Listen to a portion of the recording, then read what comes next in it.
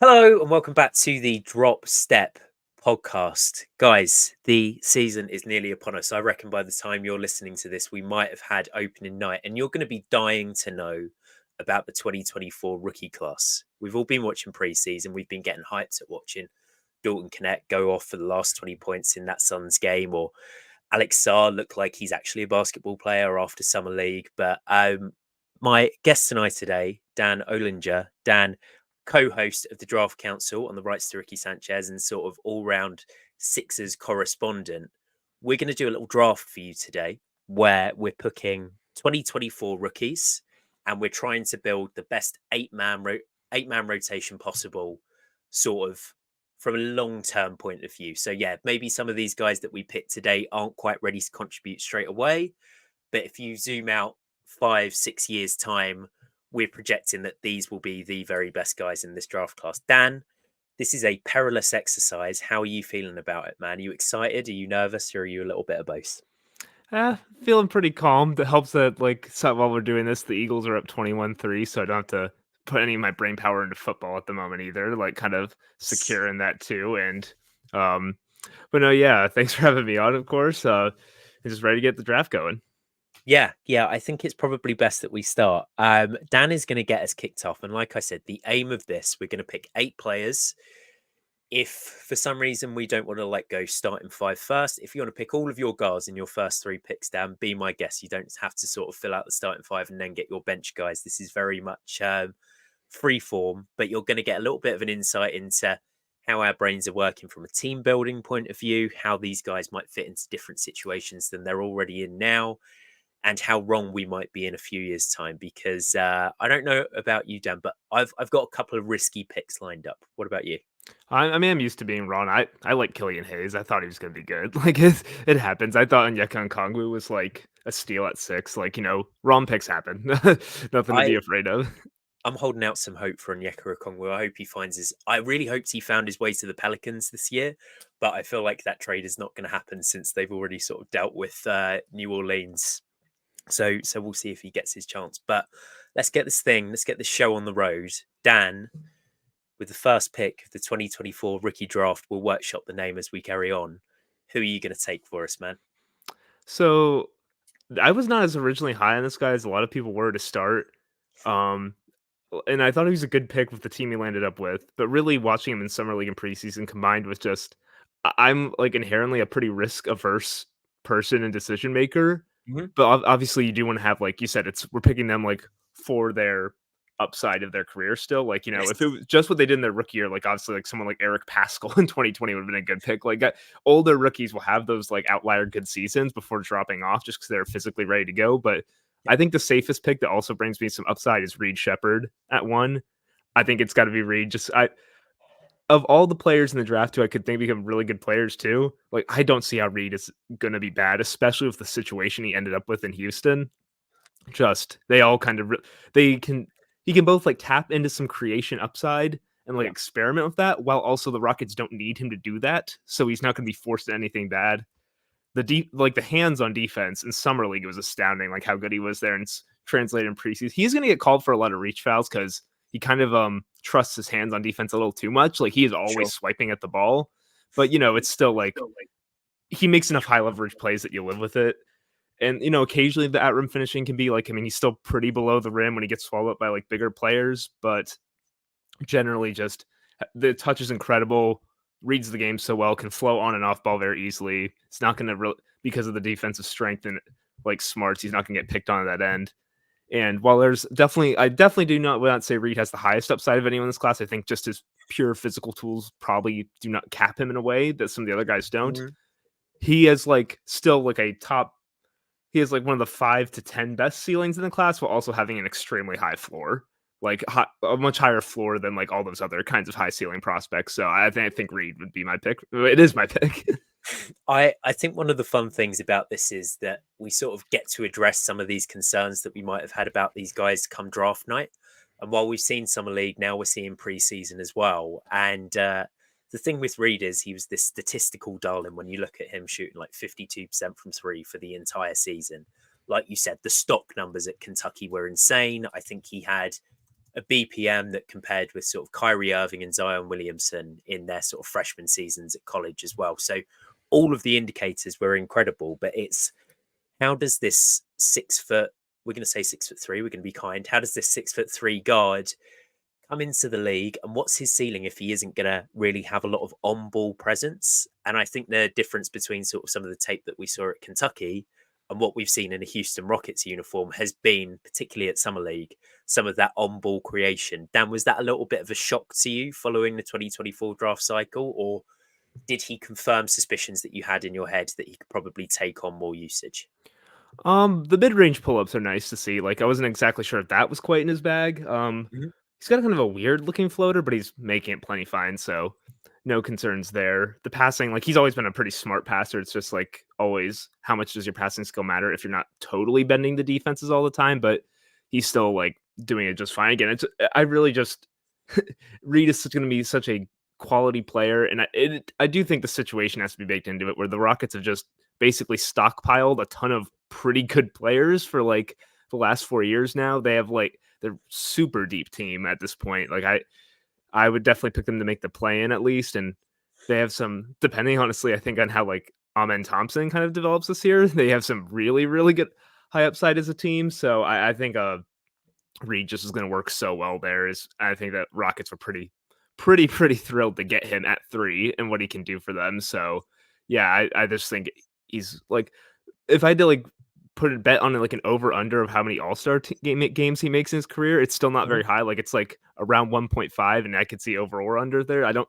Again, the league is really deep. It's hard to make All-Star teams, all those things, but just so convinced he's going to be a good starter for just like a decade plus. Yeah, yeah, I couldn't agree more. I was gracious enough to let you go first prior to this. That just for all the audience members listening, Dan did not ask to go first. The offer was put out there, and it saved us using a sort of clunky random number generator.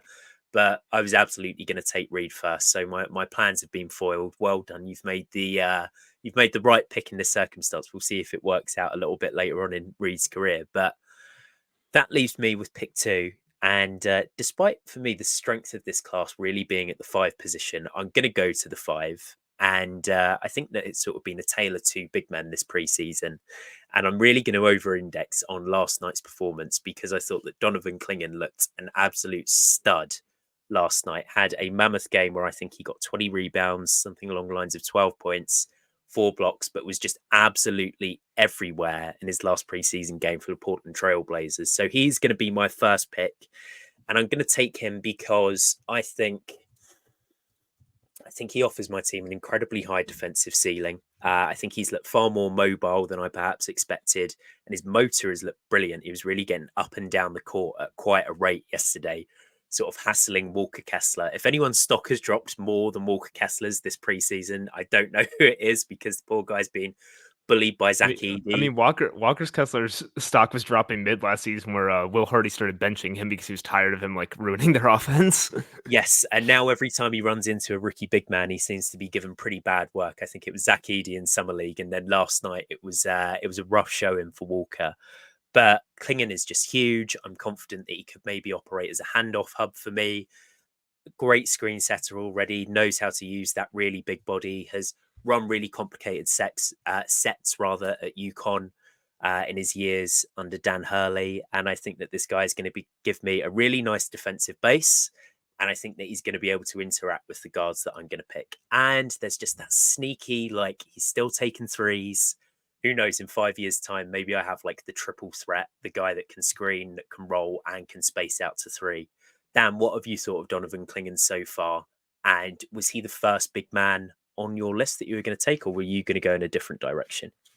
So, I mean, I was debating between a lot of bigs. I don't think I would have taken Klingon quite, just because I am still like, I know some of it's aesthetic bias because offensively he looks weird on some of those shots, like his little like 10-foot floaters games. It like I try and put it in frame of people like have you ever seen like a super tall person, like 7-foot tall person who doesn't play basketball, and watch them like walk around, try move, or try to play basketball? Right. It's Yep. kind of jarring because you realize people that tall are supposed to be ridiculously uncoordinated. So it's Yes. why the NBA players are so amazing, is that they keep all those coordination and motor skills, and even exceptional ones, at that size, which is what makes them the insane talents that they are. And like Klingon, obviously, I think he's very coordinated on defense. He's not, again, it's not like, oh, this is the most unskilled big we've ever seen, but it's clear he's a little clunky on offense. He does not quite his as the name of your pod goes, basically his only post move is a drop step. That's about all he's got. He does not have like a bag. Like, I know people make fun of like Zach Edey just ramming into people, but like Edey has a much more like expansive like set of post moves to go to or something like that.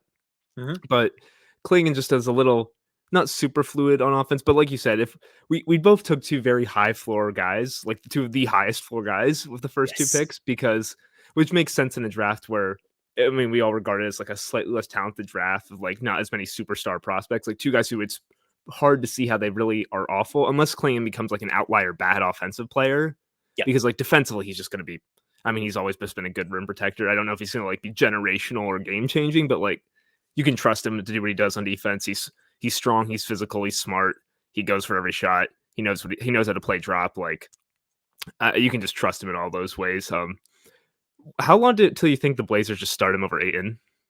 I mean, so DeAndre Ayton has been discussed on my podcast a good few times over the last couple of weeks because post All-Star, he put up something along the lines of like 22, 12 and a half rebounds on like 62% from the field. And you look at that and you think, my God, what have they got over here? If you were just sort of going through NBA.com, you think this guy is the steal of the league. He's sort of hiding in plain sight for a team to pick up. But I think that sort of based off Klingon's time at UConn, they might look to use him for sort of 20 minutes a game, allow him to adjust to the pace of the league, allow him to stay aggressive on defense. Sort of if Klingon gets into foul trouble, it's no real great shakes.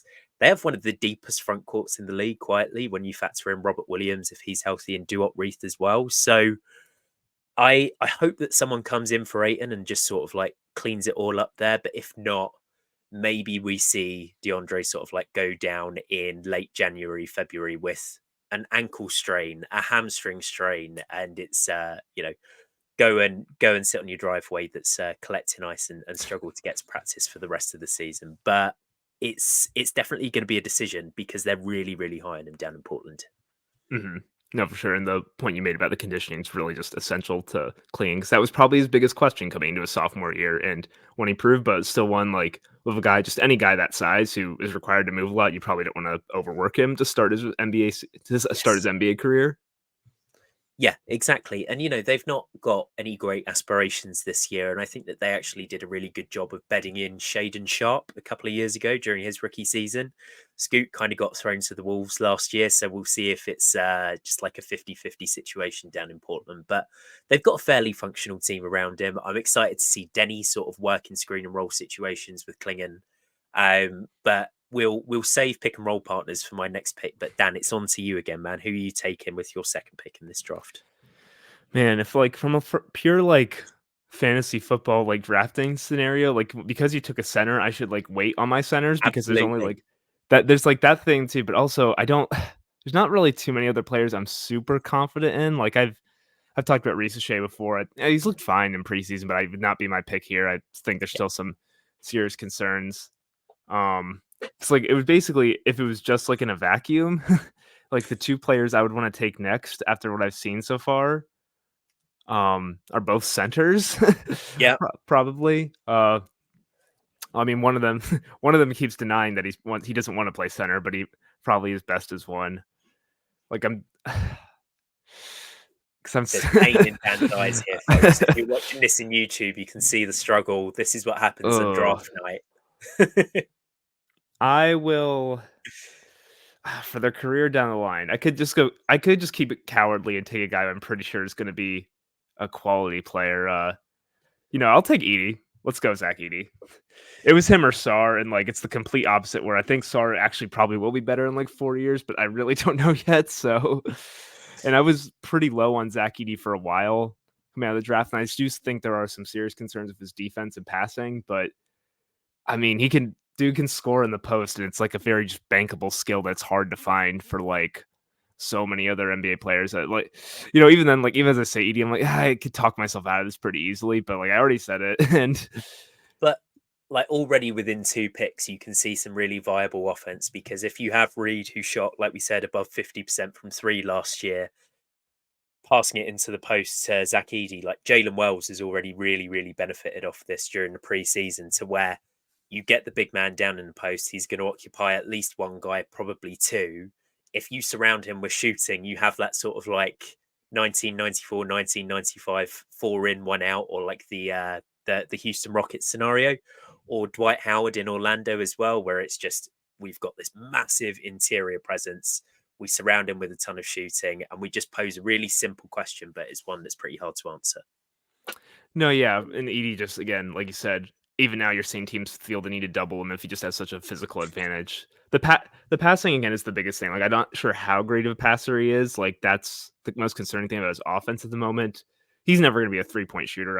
I've seen like the quantity over the years. It's probably not going to happen. Mm-hmm. Defensively, it's all just about like how much does the size like outweigh the mobility concerns and stuff like that. I will say, dude knows how to get away with like.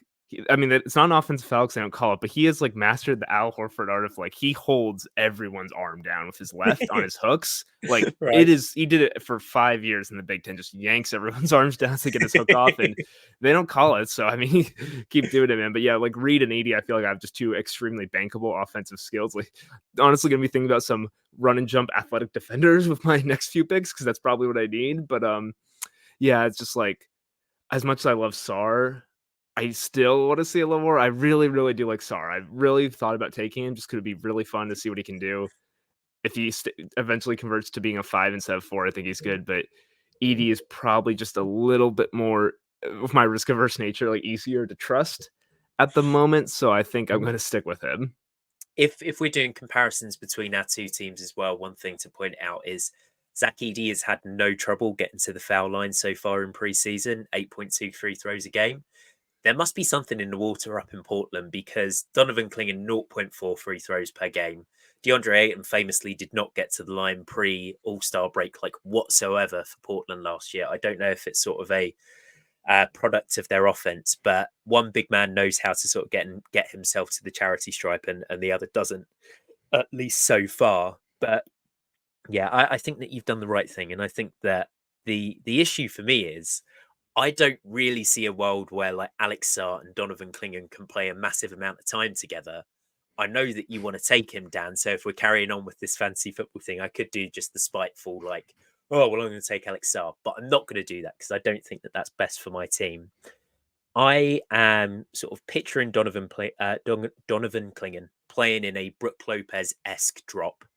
And I think one of the things that made that work so well over the years in Milwaukee was having one of these incredible point of attack defenders. So I'm going to take Devin Carter with my next pick. When you said point of attack, I thought it was Devin. That's a good one. It's just securing some sort of defensive infrastructure for my team. And, you know, we haven't seen Devin during Summer League. We haven't seen him during preseason. I believe that he's out until at least February with a shoulder issue.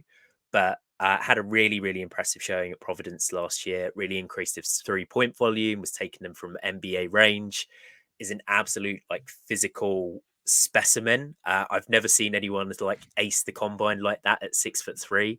I think he had a 42-inch vert. Just crazy functional athleticism, a fairly reliable ball handler. I'm probably going to look to get another couple of ball handlers in this team, but in terms of just being able to guard that pick and roll, being able to really pressure the ball and sort of protect Clingan from being exposed kind of like Rudy Gobert was back in his Utah days, I think I'm building a solid foundation, and I'm building it with a guy whose 3-point shot I think I can trust. You know, like absolutely improved leaps and bounds last year. And if he were to revert back to the year prior, that might be a little bit of an issue for my team. You know, looking at something a little bit Jalen Suggsy, but yeah, I'm happy with Devin Carter and Donovan Clingan as my first two players. I mean, going all in on defense, like I've probably scaled more towards offense, whereas you've probably picked the two more adept defenders for your first two picks. I mean, Carter is like, it's hard because like I think the biggest concern is just he's probably more of an off ball, like instead of like a primary ball handler. Yeah, he's more of an off ball guy, and the concern of that is I think he is really closer to like 6'2", 6'3". He's not that tall, which can be a bit of a problem. But I think I'm going to counter with, like you said, I love Sarr. I would honestly, like, again, like think about taking him here just to be the pure backup center, but it's going to probably take a starter here. Maybe the best wing athlete. Give me Ron Holland. I mean, Ron is just like, you see it even in these preseason games. Like, can't turn the competitive switch off, which is a good Yeah. thing. Always playing so aggressive downhill. I would love it if he knew how to finish with his left hand, but we're not all perfect. Like, he keeps doing that. Him and a bunch of the other guys keep doing that scoop right hand thing inside, which I get. Like, I can't use my left hand to finish either that well, but like I wish he could do that more. But really, just how much aggressive downhill juice he brings, how fast he can like split through defenses, and I think insulate like it helps insulate guys like Edey and Reed who are not like the most adept movers on defense all the time. Someone like Ron who just really can turn and cut off angles at an absurd rate. So I think Ron, like I like that kind of these two like much more two safer picks my first two, and then taking Ron as like a gamble who I think has some creation upside, can bend some defenses, and like he will obviously be good like kicking out to Reed and stuff like that, like to attack, but also like just insulates them with his defense. Yeah, I think that's a really strong pick. And the other thing I like is like almost Showtime Lakers-ish. You've got this really fun transition offense going, and then as soon as you get in the half court, it's just get it to the big man in the post. We'll all sort of like space and cut around him, because Ron is a guy who I think is probably going to thrive in transition for the first couple of years of his career. Dan, is there anyone that's not a coach or player in the NBA that like has a bigger job on their hands this year than Fred Vinson? Because I've never seen a team sort of like invest in a shooting coach like it. They made a really, really big deal of bringing him over from New Orleans to Detroit. They've got a ton of non-shooters on that team. And part of me looks and is like, if this works, if he works that sort of like Lonzo magic, that Herb Jones magic with a couple of these guys, that is a way to really, really elevate the ceiling of this Detroit Pistons team. But if they are just sort of like shooters that you can't help, then we're looking at another rebuild before like there was ever any success in Detroit. Yeah, I mean, it's like you said, like shooters are beyond help. It's like that's as much as I love Asar Thompson, that's probably what he is. Like the Thompson twins have just never been shooters really to any degree, and partially because they're two of the freakiest athletes on the planet. Like they can get away with it. It's much more for someone like Ron who has never been like a decrepit shooter, just has been an inconsistent one. Like has his moments, hits his like occasional threes.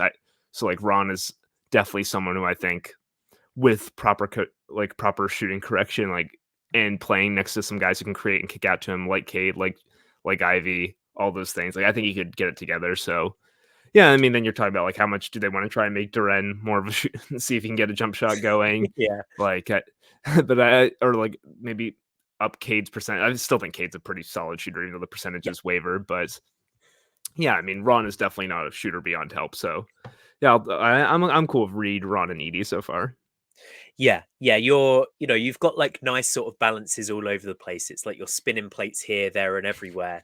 Where it's like I've got just enough shooting with Reed, I've got the interior presence, I've got some athleticism here, and it sort of highlights the, I would say, issue with this class, but it's the fun thing too. Like I really looked and I thought there are a lot of guards that I like. There are a lot of bigs that I like. There are not a lot of wings. So I'm going to go ahead and take the number one pick.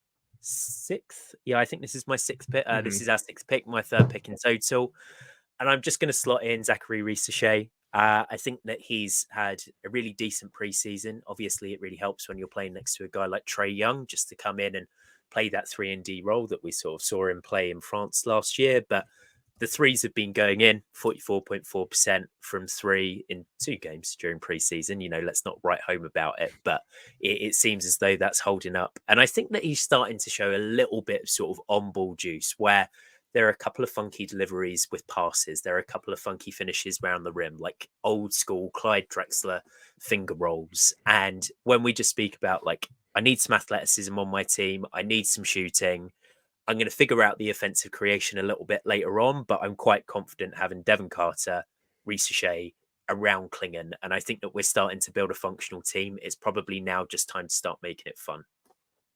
Yeah, no, Risacher, I think, has a lot of complementary skills. Like the on-ball defense is pretty good, understands spacing. He's not much of a self-started creator because his handle's not quite good enough to create the advantage off the initial. But if like an advantage is created for him to capitalize on, he can continue it because he does read the floor well, has some interesting passes.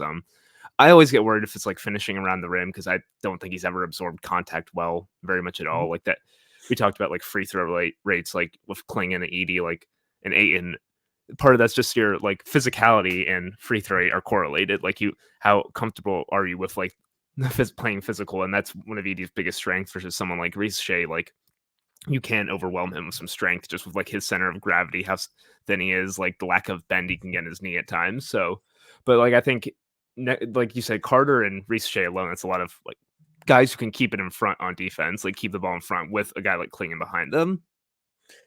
And I'm quite confident in the age as well, like just to be a fairly functional NBA player. And I know that like barely any rookies ever come in and are actual positives on the court, but I think in Atlanta next to Trey, Risacher has a chance to not be a massive net negative this year. And if he's doing that at 19 years old, we've spoken about being risk averse. We've spoken about sort of high floor players. As long as that shot stays, Risacher is going to be fairly productive. He's just not got the most exciting dunk package. Like if you were playing 2K and Risacher was your my player, it's before you've got the credits to unlock all the cool like tomahawk jams and windmills. It's just rim grazers off of 2 feet from this point. But I don't mind that. I'm banking on some like connective passing coming through. And like you said, I'm going to need some advantage creators, but I'm going to try and probably get that with my next pick. So Dan, who have you got coming up next? I'm considering just fully over-indexing on preseason in a fun way because I think he would actually kind of fit. Let's go Ryan Dunn. Nice. Ryan Dunn looks sick. Like, if they fix the shot, he's amazing. Was it? I think it's up to he's like 13 for 30 from 3 in preseason so far. After he was 7 for 35 all of last season at Virginia, had the 6 for 11 game list. I don't know what if it was just like Virginia didn't want him to shoot or didn't whatever like they did to fix him. Like because he's not hesitating, he's shooting off of movement, he's shooting pull ups, he's clearly ready to catch and shoot. Defensively, he's just an absolute menace. He can play the 5 because he has enough ball skills. He has the length to do it. He has the strength. I basically just again, I want Reed and Edey to like insulate my offensive structure, and then with Holland and Dunn on the wings, I think I'm just having 2 demonically athletic players who are going to really terrorize any like big combo players we have to see there. And yeah, unless Dunn's shot is just like a complete farce and it falls all the way back down to like 27%, I think he's just pretty much guaranteed to be a pretty good player. I think even JJ Reddick was joking about it today, or like after a preseason game, he said, "Yeah, if we knew that Ryan Dunn was a 45% shooter from 3, our draft board might have looked a little bit different, but it's definitely sort of like catching everyone's eye. It's been the talk of the town on a lot of NBA podcasts. And when you hear guys just speak about he is one of the best perimeter defenders I've ever evaluated, if he has anything going on that offensive end, then you're going to be looking at someone that is really sort of not necessarily special, but really, really valuable to the right team. And yeah, it's like if we come back and we record an episode in 5 years' time, Dan, you could have one hell of a team, or you could really need to pick some shooting with like your bench wing spot. We'll find out in the next couple of years, but it'll definitely be fun to watch. And the other thing about Ryan is like if he was ever going to come into any situation where he's going to have the space to get them off, it's playing next to Bradley Beal, Devin Booker, and Kevin Durant. I'm pretty sure he's just going to be able to park himself in the corner in a lot of his minutes and just, really practice that shot. Not necessarily be PJ Tucker, but you're not going to need a lot more from him. It's just, can I dare someone to guard me? Can I not be a complete zero in the playoffs? And, he showed some skill cutting as well last year to where if players are sagging off him, maybe he can sort of integrate some of those avalanche cuts where he's getting the ball on the move and he can try and like throw down at the rim. But yeah, it's an exciting upside pick. You've gone from safety to like fingers crossed. But if it works, it's really going to work. Got to have some overreactions in there. And if Ryan looks like this, he's an awesome player. I'm going to take someone who I think is also a little bit sink or swim. I'm definitely going to have to take another guard just in case this guy is more of a flamethrower 6th man. But I'm going to take Rob Dillingham to go next to Devin Carter in my backcourt because I just love watching the guy play, man. I think that sort of this time last year, he was around the late first round, maybe early second round. The only thing I'd ever seen of Rob Dillingham to that point was the greatest like single game highlight reel you've ever seen. That 2-minute clip of like the guys freaking out, like he just got his takeover on 2K, all of the incredible shot making. And I think that in his time at Kentucky, he proved that he can play in a system.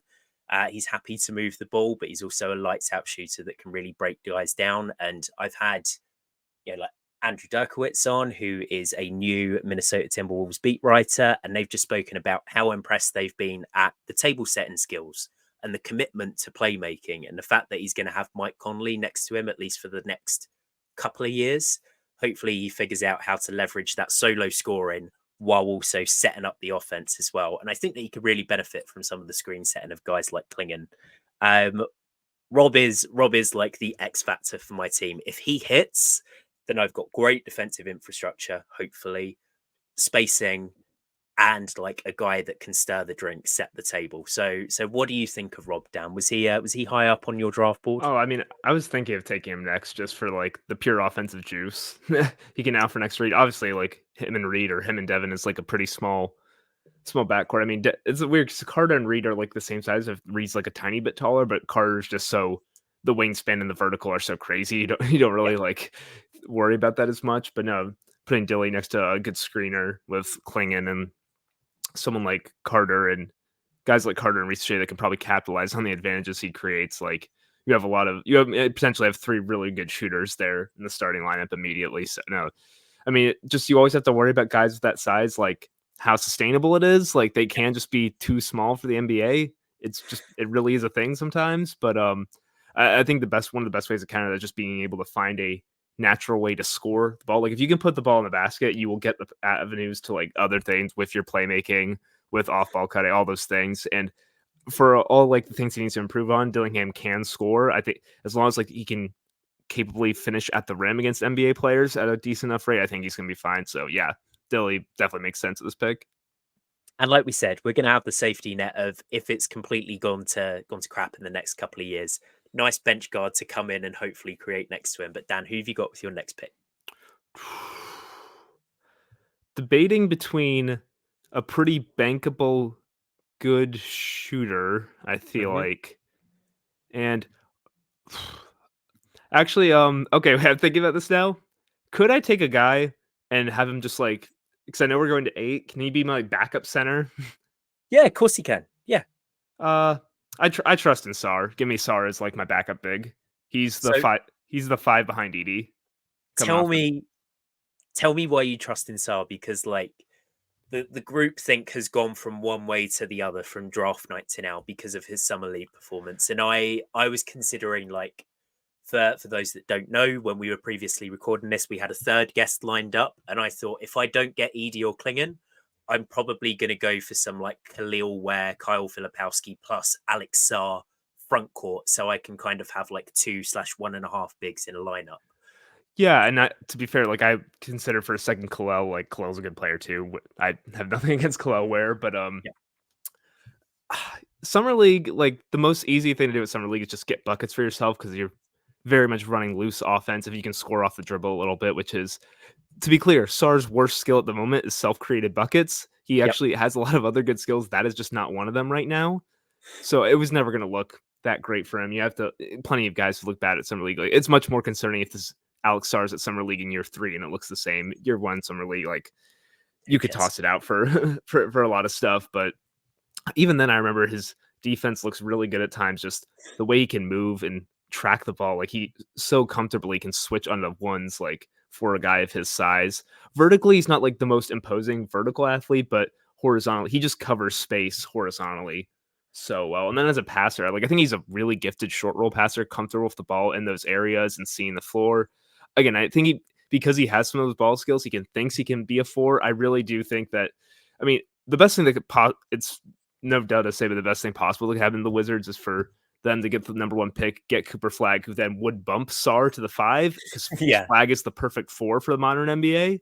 And then that front court is just insane. But Sar, like, I think they're going to let him try the 4 for now and have like Valanciunas is great as like, a training wheels kind of center where he will keep everything in check. He keeps the offense running, doesn't like get out of control. I understand it and like letting Sar experiment with that, but he's at his best as a 5. And also I think like with this team context I'm going with, it's kind of interesting then I have like 2 very different styles I can play between Sar and Edey. Like, sometimes you want those styles always to match, but I think there is a benefit to like, we have these units that can like really mash in the half court based around Edey's post game versus Sar, like we can now switch all 5 positions. We're going to get out and run. Sar can push the ball if he gets it, like having all these kind of 2 different ways of playing. And then, yeah, and maybe even if Sar, like, he shot pretty well from 3 in the preseason, I think. Like, And I think he's a weird shooter where he kind of needs the ball to hit him right in his right hand shooting pocket. Like if he ever has Yep. to catch it at a different spot of his body and move it there, it's not as good. But when those times he gets hit right there in the right pocket on a good pass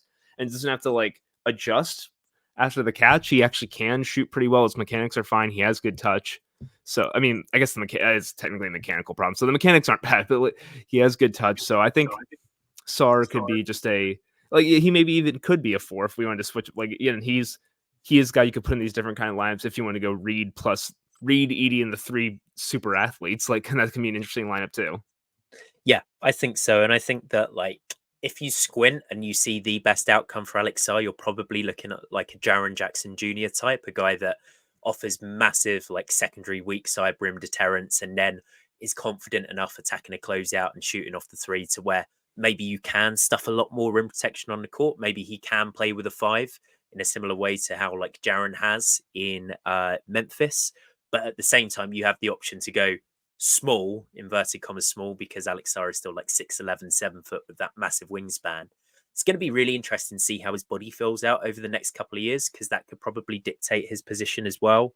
And yeah, it's another one. It's a bet on the shot, right? Like you either have a really, really high level backup 5 here, or you have a guy that can make you a real nightmare to play against defensively, where you've got Edey in the post, you've got Sarr sort of like skirting around on the perimeter, getting to be that almost like Jalen McDaniels style 5th starter on offense. And it's a lot of value to pack into one team. But I think that for the most part, aside from Ryan Dunn, who, like we said, would have been in a different position on draft boards if everyone knew he could shoot, I'm gonna take my first player outside of the lottery, and I think this guy was picked at 20 during the 2024 draft. I'm gonna take Jalen Tyson to finish out my starting 5. Just a guy that I really like, a guy that a lot of people around the community that I respect really like as well, like a Chuck and Darts favorite as well.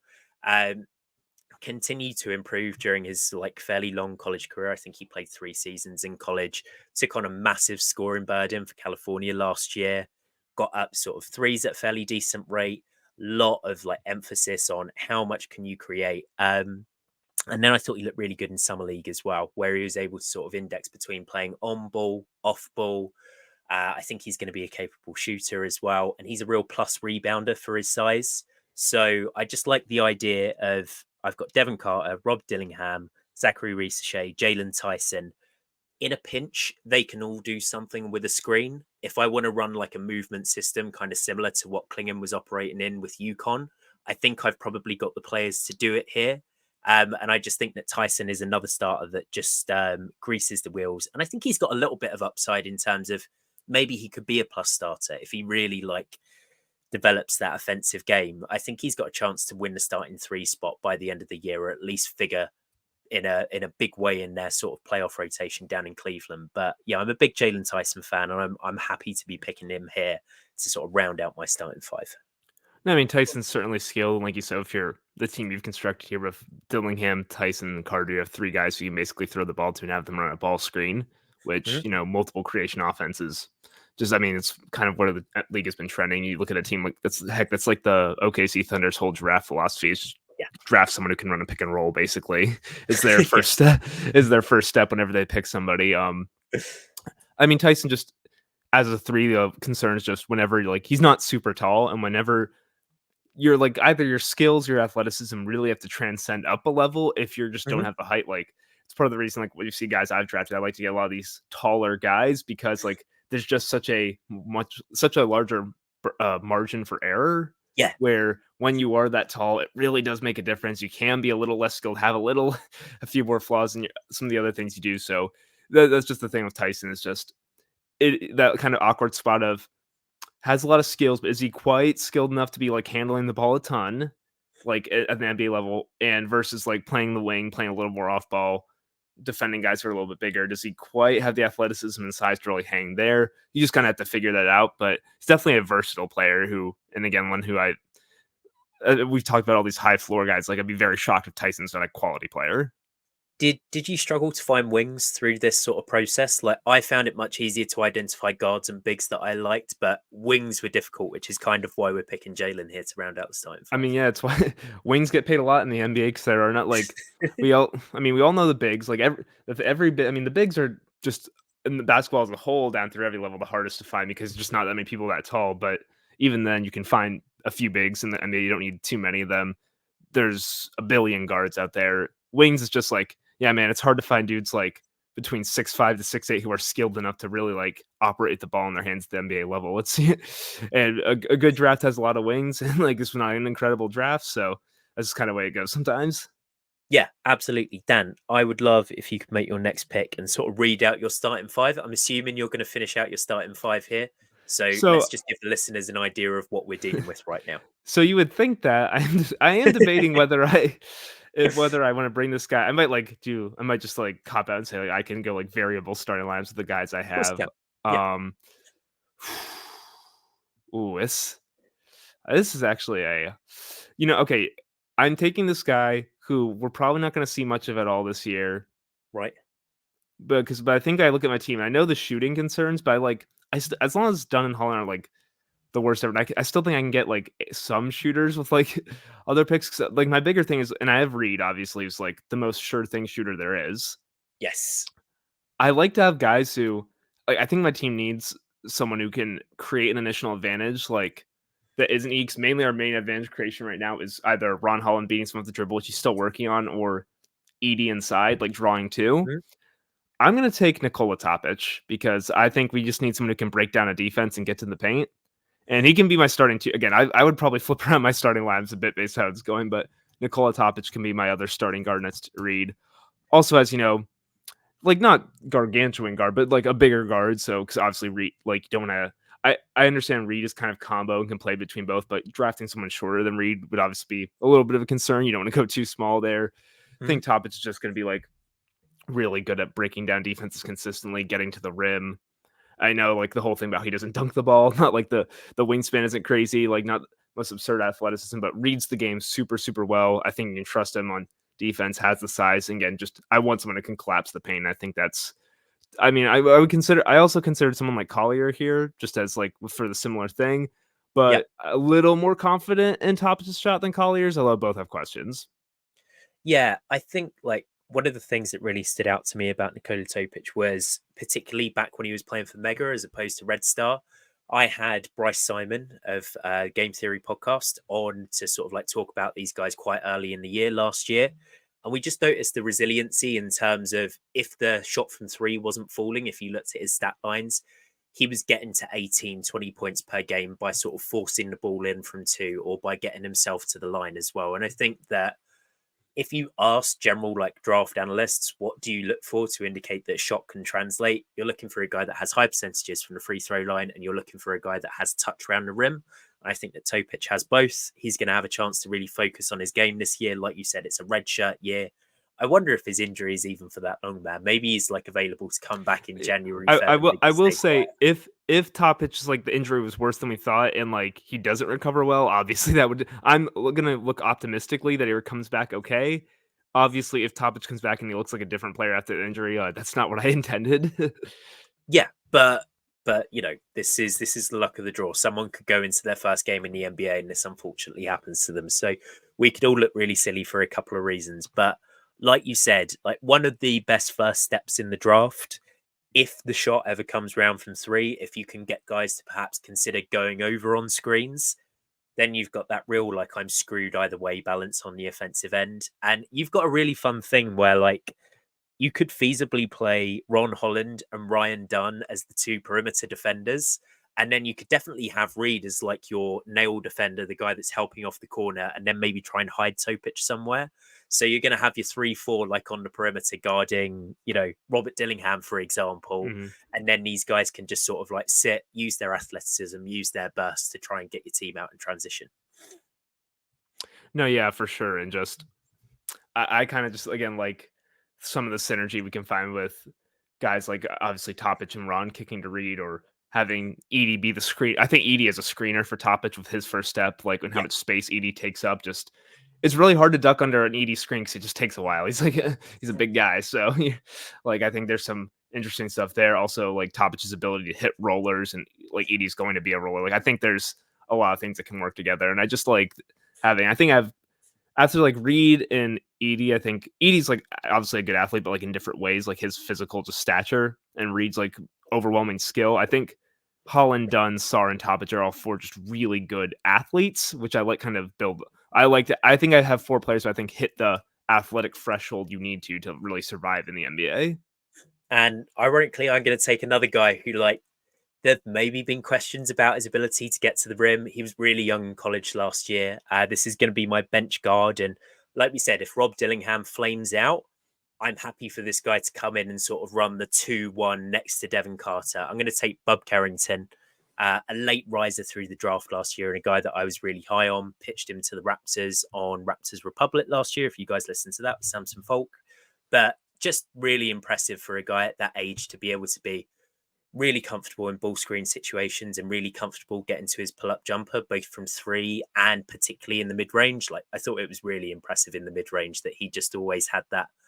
I wouldn't necessarily say like athletic advantage, but when you look at a guy that is 6'4" without shoes, has a 6'8" wingspan, and just looks so comfortable getting to that jumper, I've got really high hopes for Bub Carrington. And I also really like the fact that, unlike Nikola Topic, he's going to get a chance to play a lot this year in Washington. And, you know, if we were speaking about Alex Sarr, perhaps like having the training wheels with Jonas Valanciunas at the 5, you're giving him a really, really good screener to work with at the 5. You've got loads of like double drag kind of setups that you could perhaps turn to as well. He's a player that I like for just the shot, looking solid, the general sort of size, the IQ, or I suppose feel at this young age. And like, if he either really develops the athleticism or if the shot comes along a little bit more, I think we've got a little bit of sort of star upside here with Bub Carrington. No, yeah, and like again, it's consistent with like the philosophy you've had through the whole draft, which is like you got your big screener to start, and then you got 5 guys who can probably create and run pick and roll a little bit. It's like a very heavy creation offense, which is plenty of teams have gone that way in the NBA. Like I think like I've leaned more into like this athletic like I guess like this whole athleticism and like versatility between positions, and I think you have like a bunch of guys who are more like that you can trust each of them with like if the offense flows through them at each point. Like I love Ryan Dunn, but like I don't think he's gonna like the offense is never flowing through him as much, Yeah, exactly. It's egalitarian. I'm picturing an offense where we're sort of harkening back to the old Portland Trailblazers, Bill Walton days. It's everyone has a little bit of creation load, and I suppose I'm really putting some emphasis on Donovan Clingan to be that handoff hub. But if it works, it's really going to work and it's really going to be fun. So we'll see how these two teams line up. I kind of have like one more creation bet to go, but I've got 2 more players left. So do you, Dan. So who's your second last pick for this one? Yeah, so I mean there's a plenty of like I think I'm gonna take a backup wing here, and like there's plenty of guys I can go with who I like if I was less of a coward, I would probably take because I have some like I think Buzelis has interesting creation upside, like Yeah. and just he's getting a lot of run in Chicago. He's thinks he's a guard, but I think Stephon Castle as a short rolling wing is actually his best position, and he's actually gonna be good at that. But again, like the shot's probably a little too questionable for what my team needs. I know Tajon Salon shot well in the preseason, but like still, I've just so many questions of how he overall projects. Like keep letting these guys out. Like if I was really courageous, like I think Isaiah Crawford, the undrafted guy for the Kings, is like kind of a sick player. Like will be really good. But I'll just take the I started with a corked up white boy and Reed. I'll take the other one in Dalton Connect. Like let's get it going. Dalton's just gonna like probably shoot really well, and I think because I have this athletic infrastructure again and some nice bigs to build around him that can kind of protect like the things he doesn't do. And I like wanted to take. I thought I'd take him last pick, but Topic, I think I needed the creation like next to like what Dalton could do well and like what he can amplify. Like I think I saw he's taken like 71 shots through his first 5 preseason games or something like that. Like the Lakers are letting him shoot a ton. I think 50 of those are threes. I might have like it's crazy. Like it is clear the Lakers have told him you are a 3-point shooter. That's all. Like don't worry about the other stuff. That's what you do. Just to come in per 36 during the preseason, 5 games played, he's got up 13.53 attempts per game. So yeah, capital S shooter, Dalton Connect. Yeah, they're like just trying to use his size, try to use his comfortable off movement. They keep using the flip DHO action and get him like these trailer threes, a bunch of exit screens, level screens coming off those like away pin downs right off the top. Just anything to get him to slip into open space and let it fly. And obviously he's not, since he has like the higher release point, he's about like 6'6", I want to say. Like Mhm. he is not as super bothered by contests all the time. It's definitely way too many people over indexing on like a Suns game where my overall takeaway wasn't like, oh wow, all this. It was like, yeah, he got hot. Like he got hot. Like it was an overtime preseason game where neither team was playing their real guys. It happens. But no, I just think having with all these like kind of shooters I'm hoping work out, and like Ryan Dunn, Ron Holland, Alex Sarr, even Nikola Topic taking another I think sure thing shooter and connect next to Reed. Again, like my two corked up white boys to kind of like make sure that we have space within the offense too, and a guy who is like more off ball slanted in that way. And like an Instagram account that will really pop off. You can see those guys vibing together in the dressing room. I think the team chemistry is going to be good all round. And I just like this idea of like the blunt force of Zach Edey and just throwing that at the modern NBA. We're really going to see it in Memphis this year. Like, how powerful is that post up? I don't know if they played in the last couple of nights, but I know after his really impressive showing, I think against the Kings, a Zach Edey post up in the preseason was worth 1.43 points per possession, which is leading the league. I think that like Nikola Jokic and Joel Embiid are like 1.1 points per game, per possession rather. So if Edey can come in and like, even if it's at lower volume, he's just asking a really, really tough question of defenses on a night to night basis. And you're doing a good job of surrounding him with guys that can either take advantage through cutting, through shooting, or, you know, with toe pitch through like ball screen creation. For my bench big, it's kind of hard. Like you said, Dan, like if we had three, there'd have been a little bit more urgency from me to get this guy, but I knew that you were probably going to take Sarr. So I'm going to take Khalil Ware here. Yeah. Another guy that was super high up on my draft board. And I like the idea that, kind of similar to the Dallas Mavericks last year, I've just got 48 minutes of really solid center play. Where is one of those guys where maybe we see him like Christian Wood style flame out a little bit? There are a couple of questions around like his enthusiasm and his motor on the court, but if they're going to get ironed out anywhere, they're going to be in Miami. I think he's one of these guys that was just sort of hiding in plain sight when you look at the offensive infrastructure that he had around him in Indiana last year. Really, really talented sort of scorer, great rim runner, has a massive catch radius, can really get up. Another guy that absolutely aced the combine, looked really, really impressive at Summer League. He's played slightly less during the preseason, but I wonder if one day we see the Miami Heat sort of evolve into playing Ware and Adebayo, and I think that that would be really fun. So I doubt that I have any two big lineups, and I was kind of close to going with Kyle Filipowski here because I can maybe see him having enough ball skills to slot in as a 4 one day, but I'd have had no guys that could jump, basically. So I needed Khalil Ware. Yeah, I'm excited about him. What do you think about his long-term prospects in the NBA? Yeah, have you ever wanted Mo Bamba to be more physical and actually comfortable posting up? I may introduce Khalil Ware. It's like Khalil actually has the physical strength to kind of hold up there, and Yeah. does embrace it some. And I think I was like right about this last year. Like the motor concerns at Oregon mainly were, I really think, overblown. It was mainly just, again, like I said, guys, it's when you're like over 7 feet tall, it's really hard to move. You sometimes move kind of slowly, like Yeah. you bend weirdly. It's not like it's just kind of difficult. So I never really thought Khalil's motor was like that much of a problem. I always thought like he had some attentiveness issues, like on defense. He can just kind of, which is more just like knowledge of the game. But I even think he got better at that, and just total freak athlete. Really, like he'll shoot like running sky hooks, which is kind of fun. Yes. Yeah. Like, this is actually the Kareem comp in that way, where he's just kind of bringing that back up. Has like incredible shooting touch for a guy his size. The standstill 3-pointers are a little weird, but he still, like, they look weird, but he can hit them. I mean, not much.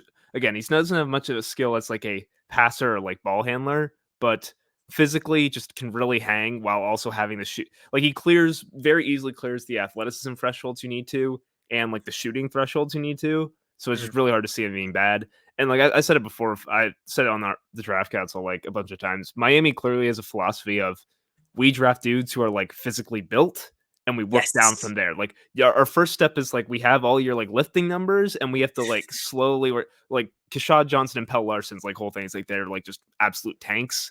Khalil's obviously like a freak himself. Just you start working down from that, and if you can hang with Miami's like physical thresholds, they can make you into something, and I think they will in Miami. So yeah, Where would if I like we did not again if you're doing a vacuum, like I would have taken Ware probably higher than this. It's obviously I already Yeah, had two centers, so and I definitely thought about him instead of Sarr. I just like Sarr being younger and I think a much more fluid like ball mover. handler. Like I think Sarr is Mhm. much more upside. It's like whether it's a DHO hub like or creating for himself, just has like more untapped things there versus Ware is just like I said, like congrats, Mo Bamba's better, which is good. Like Mo Bamba's a normal backup center now. I think you have a really good one.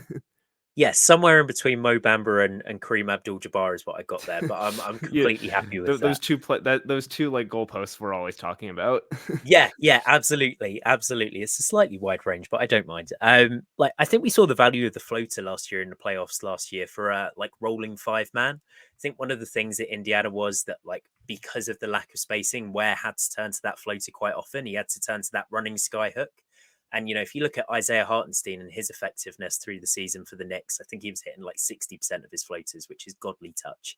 But it can be useful to have a guy that doesn't need to get all the way to the rim. But I like the fact that if Ware is playing with like Rob Dillingham, for example, or Bub Carrington, I can see those two sort of feeding him lobs. I can see, and again, if Ware like spaces out to three, then you've got a completely different dynamic. And I've got two guys that hopefully in 5 years' time, one of them can shoot from three and I look really smart. If not, like I've just got two functional centers. But Dan, who's your final pick for this one, man?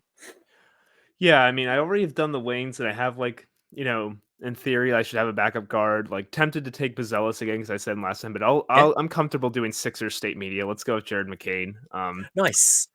Jared's like, and Sixers. Some fans are concerned. I mean, also first of all, get well, Jared. Like pulmonary contusions is that was a scary fall. Hope Jared Hmm. is feeling better soon.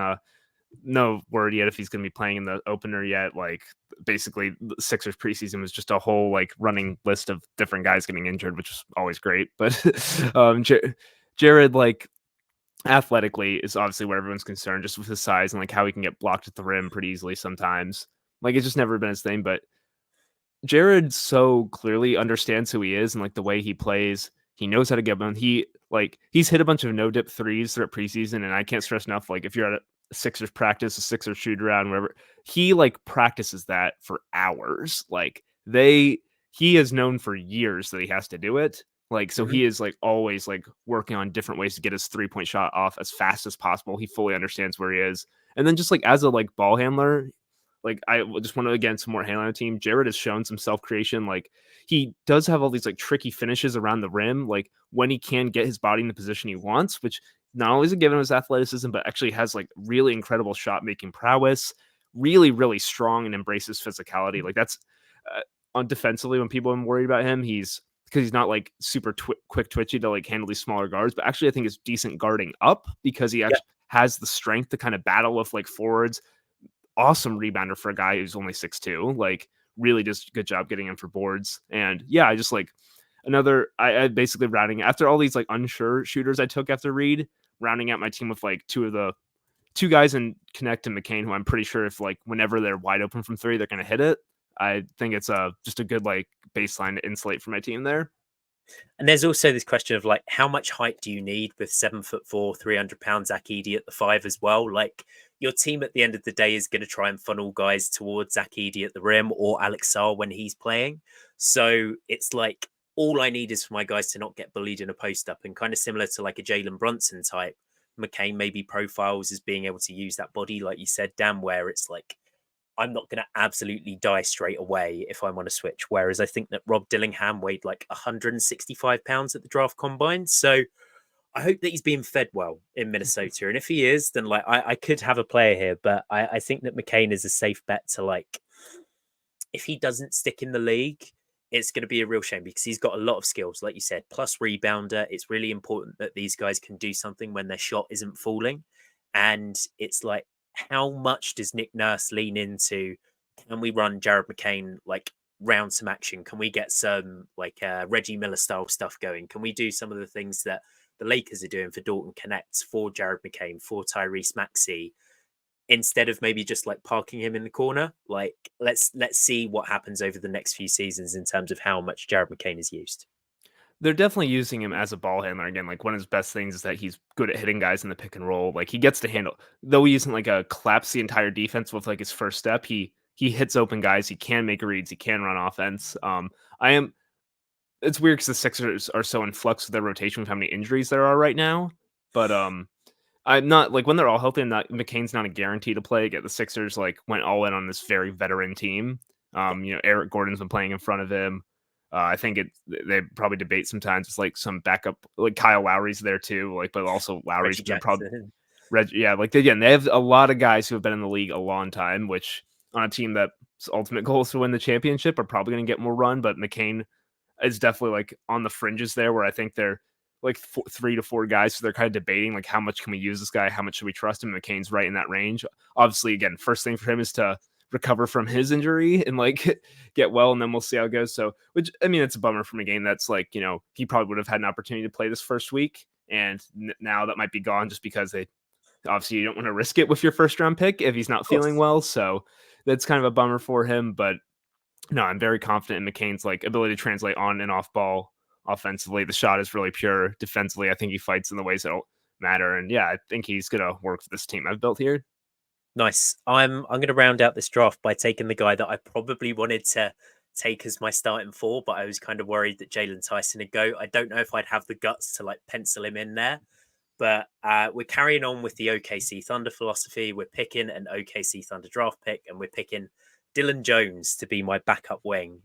Just like, it's really hard because if you pick Dylan Jones, you kind of get this idea of someone of like, oh, great, you've loaded up College Reference and you've seen a guy that like averages 20, 10, and 5 from the guard/wing position. But I'm just really impressed at like what he is as a player.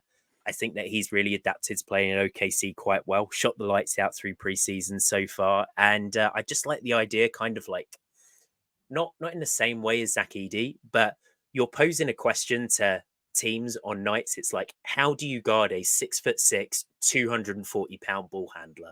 What are you going to do? Because you're not seeing this on a night-to-night basis. And, I think if he can develop that catch and shoot 3 a little bit more, he's a real plus rebounder.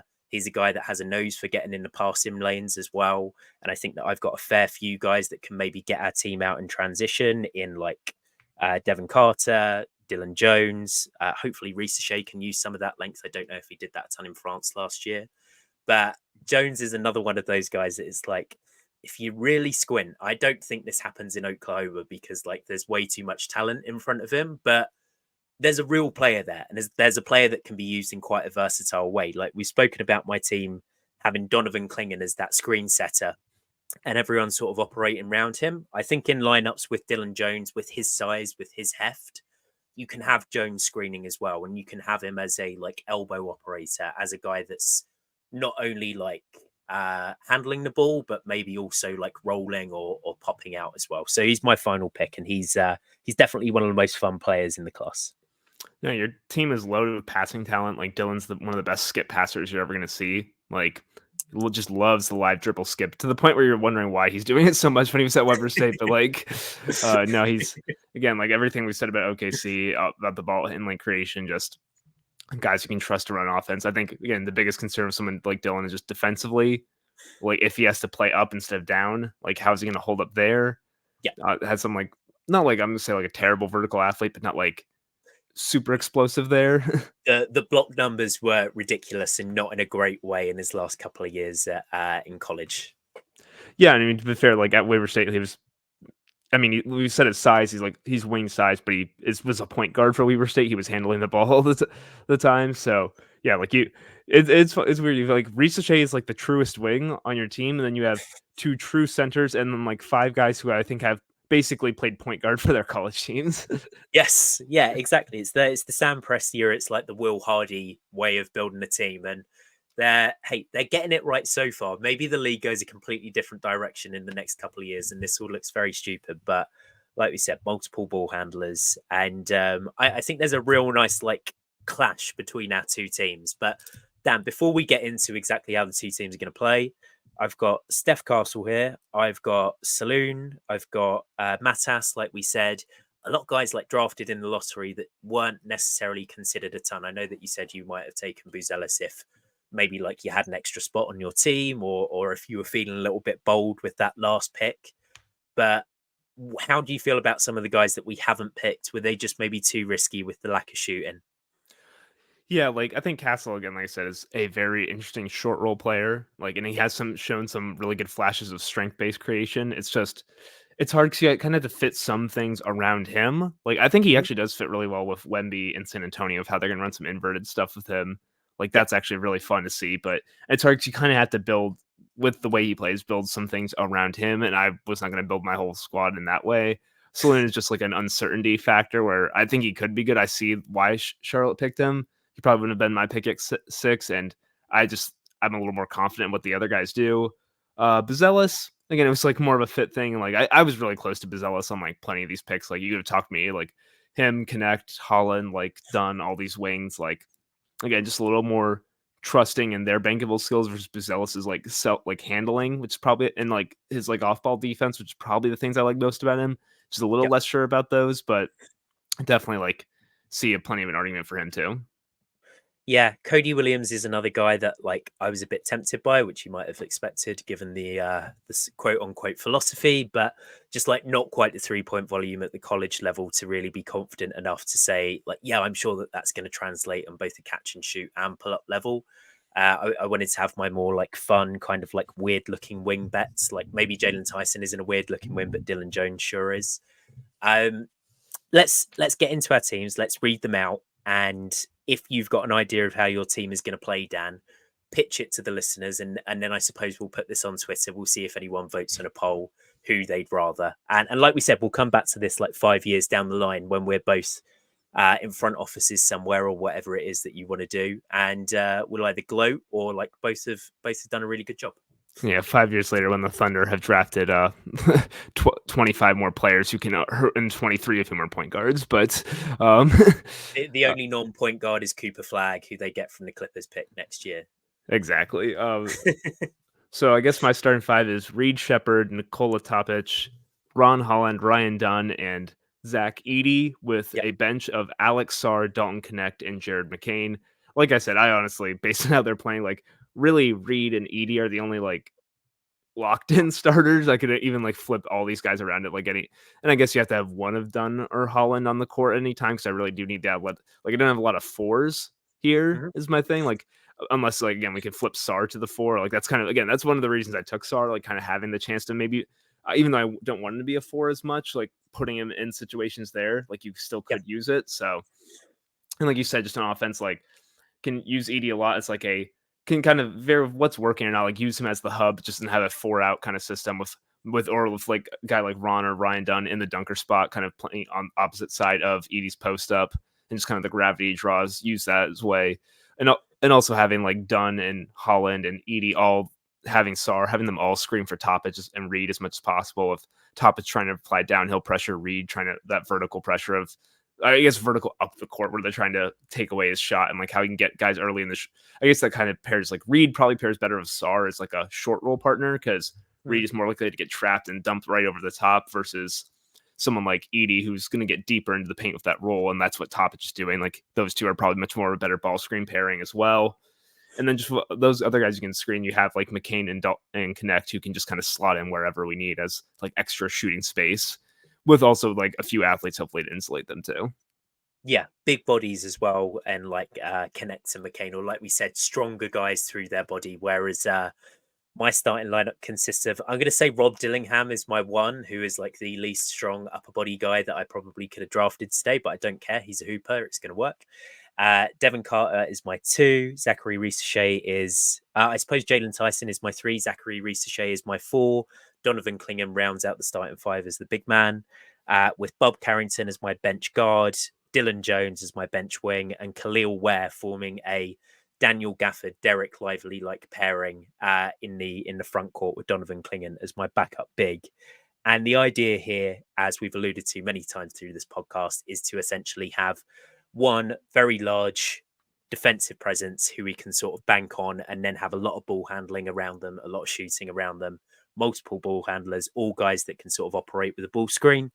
Um, I'm hoping that one of Rob Dillingham or Bob Carrington pops over the next few years and can maybe be like my chief drink stirrer. If it's Dylan Jones, like that is going to be one hell of a last pick, but we'll see. He could equally be like running a G League team or, really profiling as like one of the steals of the draft. We'll see. Just like solid spacing in Risacher, guys that know how to cut in Tyson and Risacher and Devon Carter as well. And defensively, I like the fact that I've got 48 minutes of rim protection. I've got 2 7-footers in my team.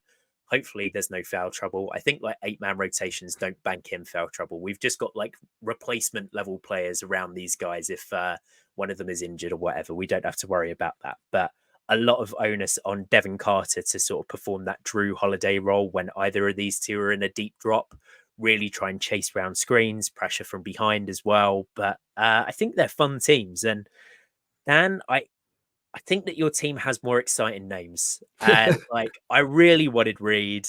I was really intrigued by You were the Edey. generous host and let me take the first pick, which isn't fair No, to you because like Reed, I wanted it's because had like when I tiered this out, I had pretty clear as like I would take Reed one and then everyone else was like I could like I was that was like the obviously as the first pick was the easiest one for me. I didn't really debate that one at all. It's like I'm taking Reed. yeah, it was always going to be that sort of like coin flip. But he's one that is just going to be able to contribute regardless of like whatever we see this on ball ceiling as. If he's more of a Fred VanVleet and he's running 25 ball screens a game, that's incredible. And like he's spacing out to 30 feet and really causing like geometric problems for teams because you've got Zach Edey occupying 2 in the paint. You've got you've got Reed occupying 30 feet away from the rim. Like there's a lot of space to guard if those two are on the floor. And then you've got like nice upside bets in toe pitch as well. And like really fun role players in McCain and Connect. And the number 2 pick is just your backup big. So, Yeah. We'll see. This could all flip in a couple of years where Edey's the guy like coming in and destroying bench units for 18, 20 minutes a night. And then you've got Alex Sarr playing the 5 when he finally realizes that that's his true calling in the NBA.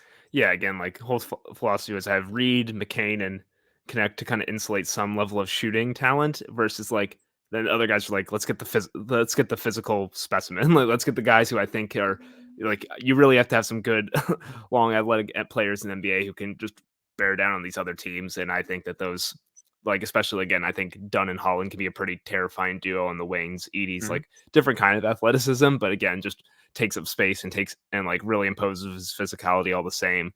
Topic again, different kind of athleticism, just like how his kind of speed and comfort with like his body control, but still I think offensively especially clears that athletic floor.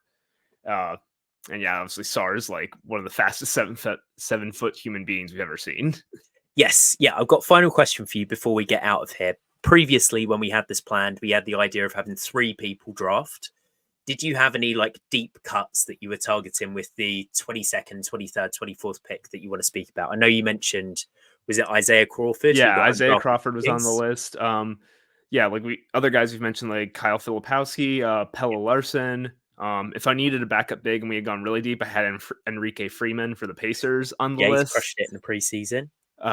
A few like ball handlers and shooters like Tyler Kolek, Tristan Newton, another Thunder guy, AJ Mitchell, Sixer State Media, so Adem Bona's on the list, and he's a fun player.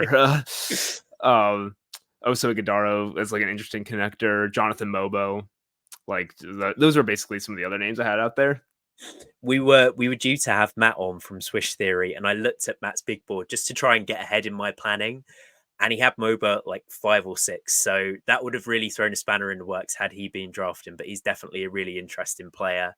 I was probably looking at slightly safer picks, like Kolek is a guy that you mentioned, but Cam Christie and Jalen Wells as well, 2 guys that have contributed to their teams, having been drafted in the second round, have potential to space from 3. That's kind of all you're looking for when it's like a deep, like end of the draft pick.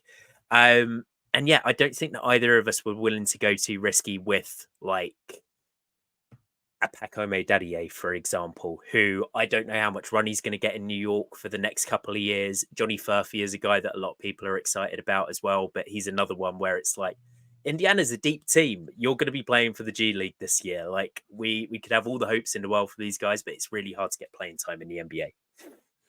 I mean, that's that's like as much as you want all these guys to succeed from the draft, like it is hard to get playing time in the NBA. Yes, yeah, exactly. Dan, I think that, yeah, we've had a lot of fun. We'll try and post this to Twitter, see if we can get anyone voting on it. Hopefully you guys have listened to this point so Dan can plug his fantastic podcast. I'm really, really enjoying the Draft Council. Ahmed Jama is a guy that I podcasted with before on the NBA podcast, and Dan, I'm glad that I've got the duo now. I've had the entire council convene over the off season. I'm pretty happy about that. Tell us what you've got planned for the 24-25 NBA season, man.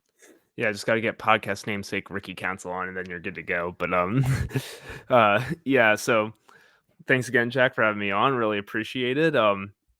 You can follow my work at Dan_Olinger on Twitter, writing about the Sixers for the Rights Ricky Sanchez, all kinds of stuff there, usually film analysis, but can be all kinds of stuff usually. And yeah, new episodes of the Draft Council drop every Tuesday. Find it on Apple, Spotify, whatever podcast app you're using. This finally, like, college basketball is about to return, which will soon become like the main thing we're talking about. It's a lot of like, we have run through about every hypothetical you could this summer and like leading up to that, but we'll soon have some more actual draft tape to talk about. Yes, yeah. You've survived the dark times, Dan. You've done it, and we've managed to talk about the 2024 rookies one more time before we get into the NBA season. But yeah, it was a hell of a lot of fun, guys. You can tell Dan knows a ton about the NBA. He knows a ton about the Sixers, about young players, about the draft. So make sure to go and tap into his work. I'm a really big fan. I'm going to be following him throughout the year and asking him to come back on the podcast a few more times as well. But yeah, really enjoyed that episode. I hope you enjoyed the drop step. We've got a lot of exciting content planned for the next few weeks, months, the entire season. So make sure to like, rate, subscribe, all those good things, and make sure to check out Dan as well. I hope you enjoyed this episode. We'll see you for the next one.